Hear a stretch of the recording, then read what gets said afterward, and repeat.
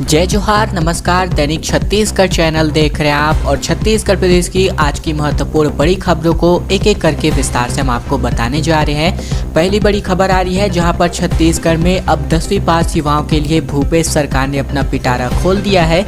Chhattisgarh state power company में 1500 पदों पर विभिन्न पदों पर भर्तियां होने जा रही हैं। दरअसल छत्तीसगढ़ स्टेट पावर कंपनी ने परिचारक यानी कि लाइन के पदों पर सीधी भर्ती के लिए ऑनलाइन आवेदन मंगाए हुए हैं।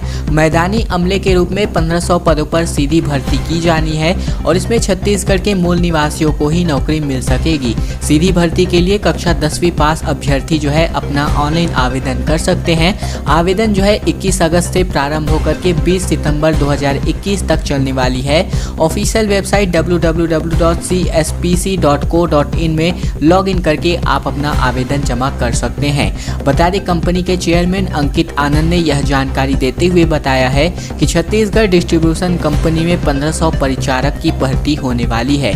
इन पदों पर भर्ती से एक और जहां स्थानीय निवासियों को नौकरी मिल सकेगी, वहीं विद्युत संबंधी कार्यों के लिए मैदानी स्तर पर कुशल अमला तैयार हो सकेगा।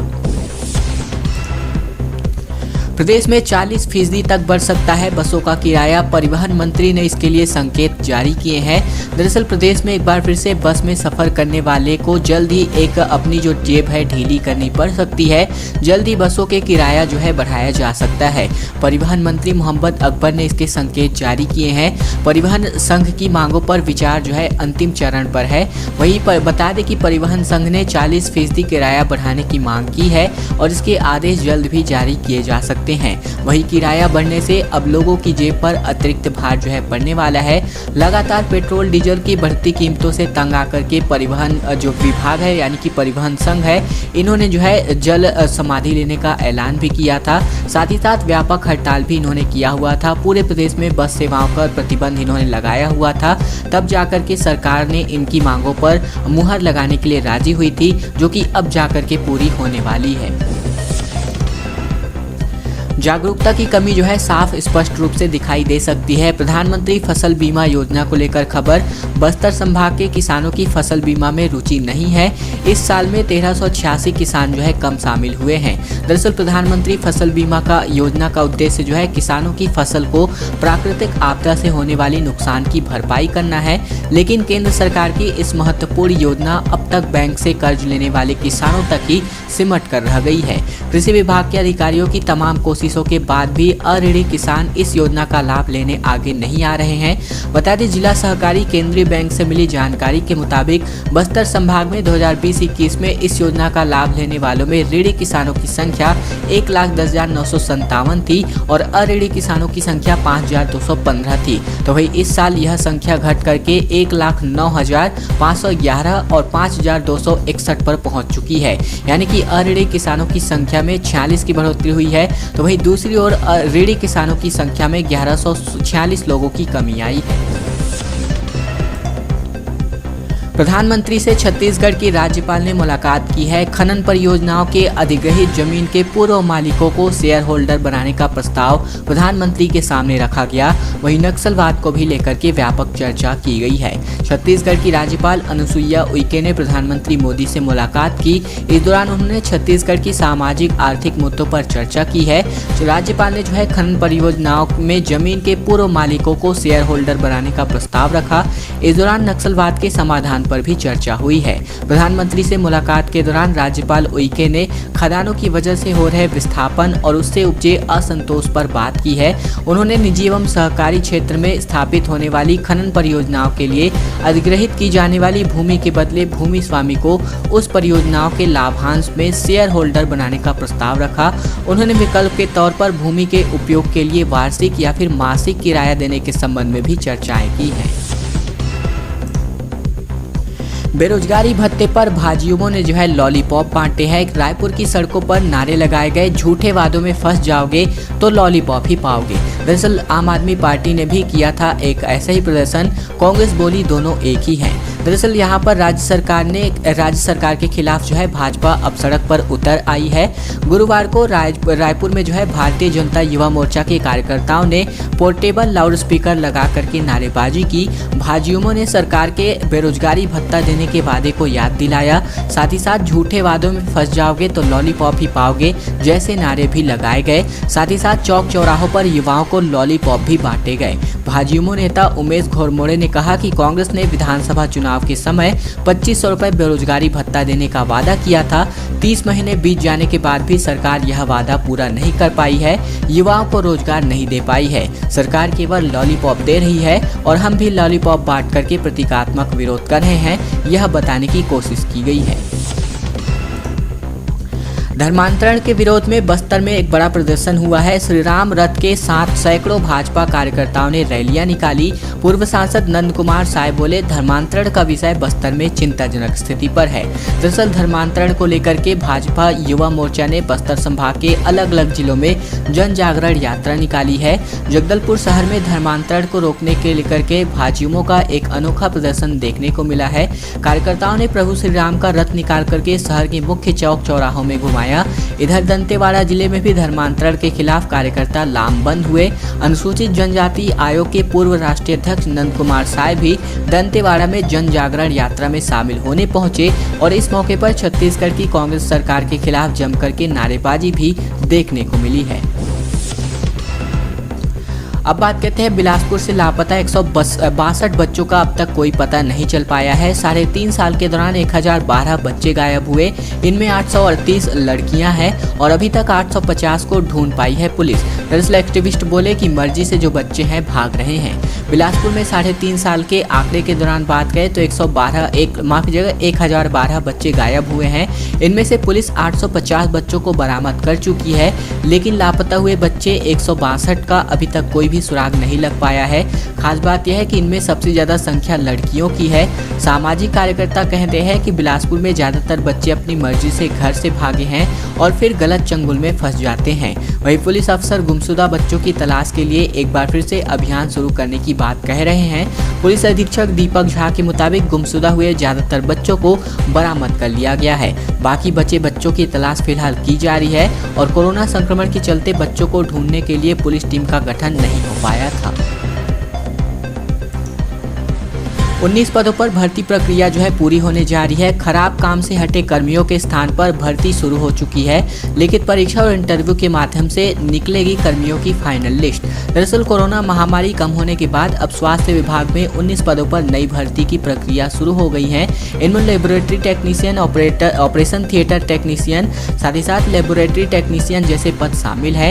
इनके अलावा डेटा मैनेजर और NHM की BPM जैसे पदों पर भी भर्ती के लिए इंटरव्यू लिया जा रहा है। कोविड काल की दूसरी लहर के दौरान इन पदों पर ड्यूटी कर रहे कर्मचारियों का जिला स्तर की टीम ने आकलन किया था, जिसमें उनका परफॉर्मेंस कमजोर मिलने पर उन्हें नौकरी से निकाल दिया गया था। अब इन पदों पर फिर से संविदा पदों पर नियुक्तियां की जा रही हैं।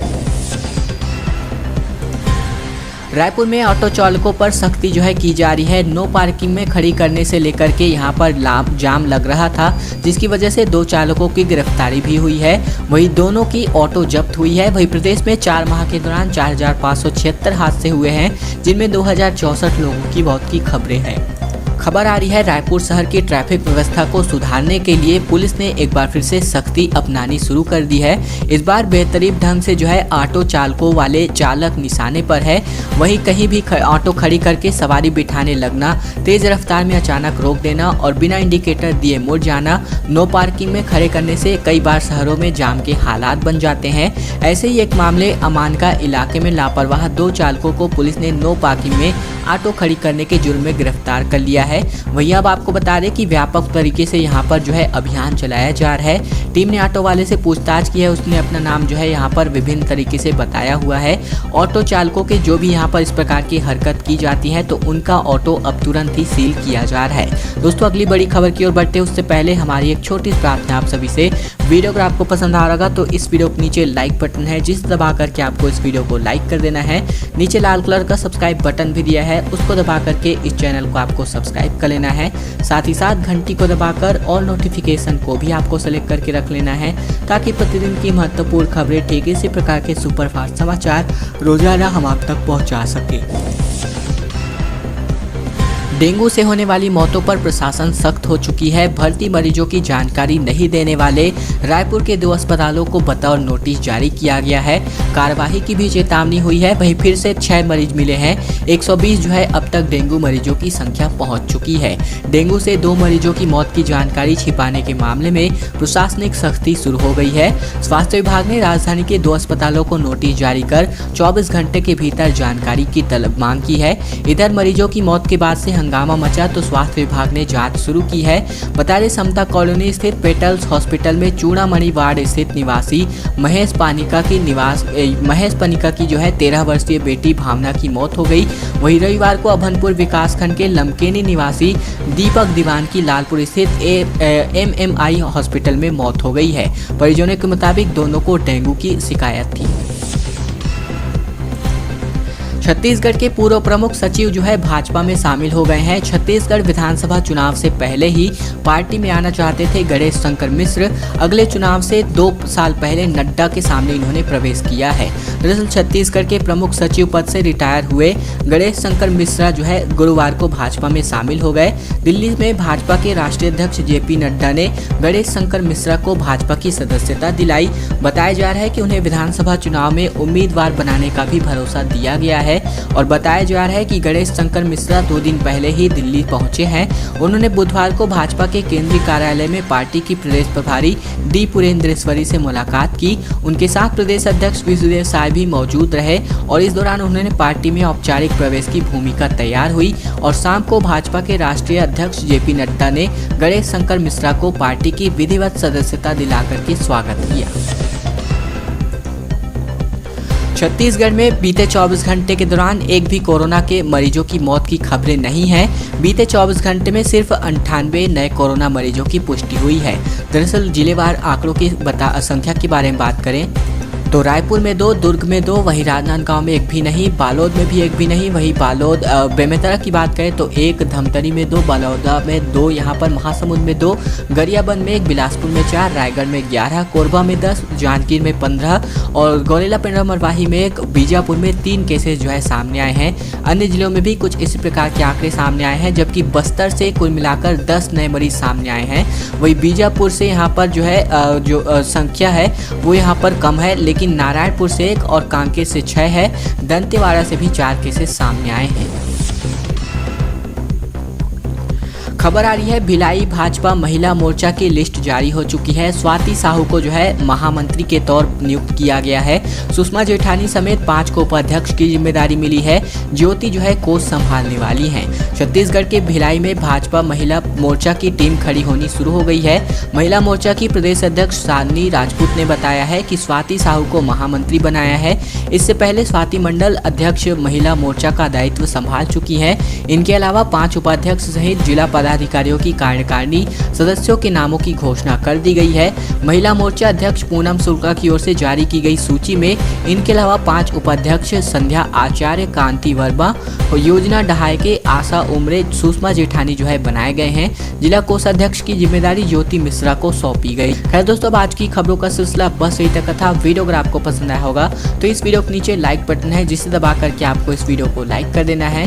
नीचे लाल कलर का सब्सक्राइब बटन भी दिया है, उसको दबा करके इस चैनल को आपको सब्सक्राइब कर लेना है। साथ ही साथ घंटी को दबाकर ऑल नोटिफिकेशन को भी आपको सेलेक्ट करके रख लेना है, ताकि प्रतिदिन की महत्वपूर्ण खबरें, छत्तीसगढ़ के समाचार ठीक इसी प्रकार से रोजाना हम आप तक पहुंचा सकें बिना किसी रुकावट के।